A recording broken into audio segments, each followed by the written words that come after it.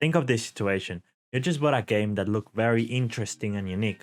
Or you just finished watching a movie or series that made you experience excitement all around.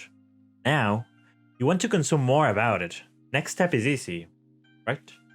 You open your browser and start searching more about it, and discover that it was made by a foreign studio and they have more works, but they have not been translated to your language.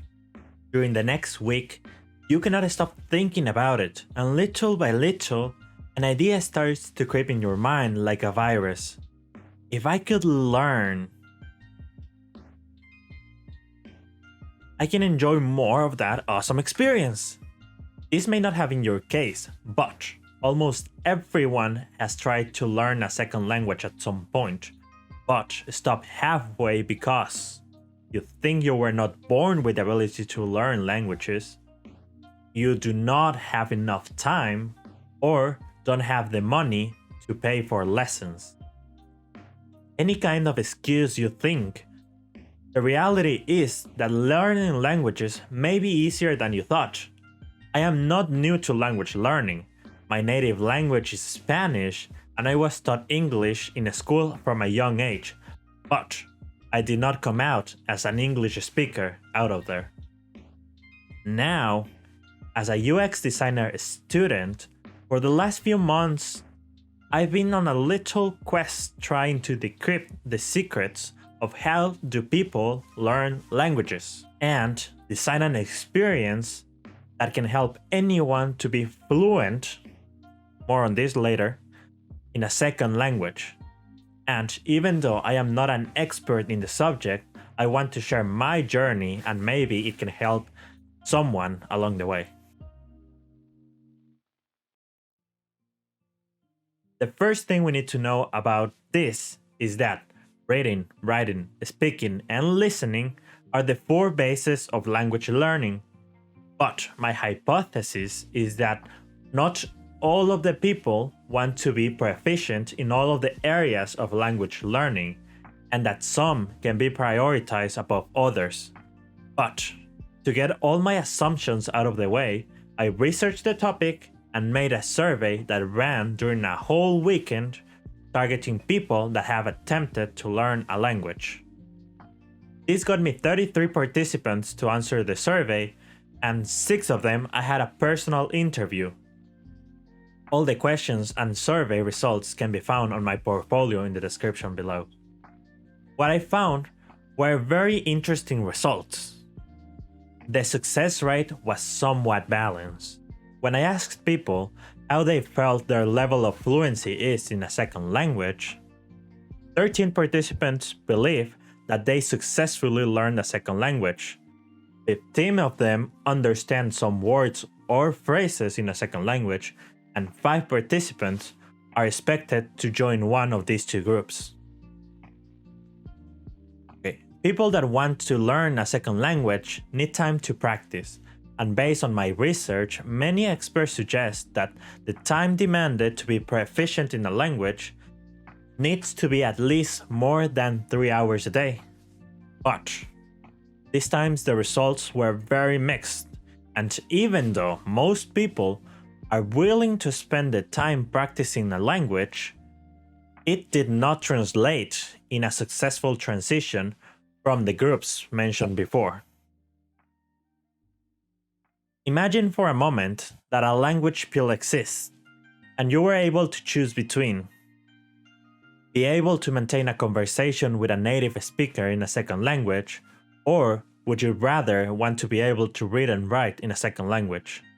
As I told you from the beginning, reading, writing, speaking, and listening are essential to language learning. But on this question, I wanted to see what participants would react given the choice. As you can see, not everyone wants to be grammatically correct in a language. People want to maintain a natural conversation with a native, making conversational fluency my focus point.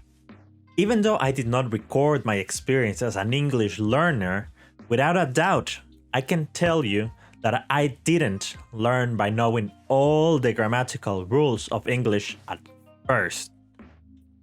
I had some knowledge from school, but when I moved to the US, I barely understood my professors and peers. When I really started to learn English was by doing one of my favorite hobbies, playing video games. This led me to 1. Deciding to be a game designer, and 2. Unconsciously absorb all the dialogue between character and NPC, imitating their accent while forming new sentences based on what they say in-game. Let's do a quick test so you understand what is it like to learn a language unconsciously. Watashi wa Andore desu. Watashi no yume wa gemu kaihatsu sha desu wa. You either understand everything or maybe some words are familiar. So let's solve this puzzle. At first, there are 2 words that are very familiar, Andore desu and gemu. In Japanese, foreign names need to be more native, and for that, they add some words to fix it. In my case, Andore equals Andre, which equals Andre. See how it changes? Now, gemu equals game, which equals juego. So in English, it is easier to spot the similarity. Now, in a normal sentence, I need to say the pronoun first. I, yo, she, ella, he, él, and so on. So, if we take a closer look of the sentence, before my name, I need to say the pronoun, making watashi wa and watashi no a type of pronoun. The remaining parts are yume, which means dream or sueño, and kaihatsusha, which is developer or desarrollador. So if we put everything together, the literal translation is I am Andre, I dream, game developer. But the correct form will be I am Andre and I dream to be a game developer. Congratulations! You just learned 3 languages, English, Japanese, and Spanish. You may be thinking that this was a test to learn Japanese, but if you put the Spanish section together, you can form Soy André, mi sueño juegos desarrollador. But the correct form will be Soy André, yo sueño con ser un desarrollador de juegos. You need to apply some grammatical rules to make the Japanese literal translation make sense in English and Spanish. But if we were only looking to be fluent in a language, this can be solved by talking to a native. And these rules will unconsciously start to be part of your conversations, just like the in-game conversations taught me how to respond and make sense in English.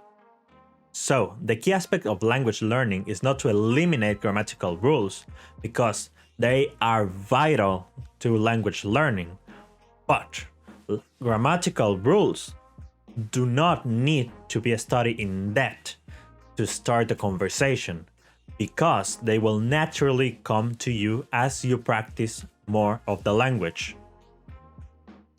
There are many interesting questions to be answered, like what motivates and frustrates people when trying to learn languages? What are the key features to make an enjoyable experience for everyone? And I would love to put them all in a video, but these topics are very interesting just to go through them in a whim. So, if you are still interested in language learning, make sure to check my portfolio, where I continuously update you on this journey.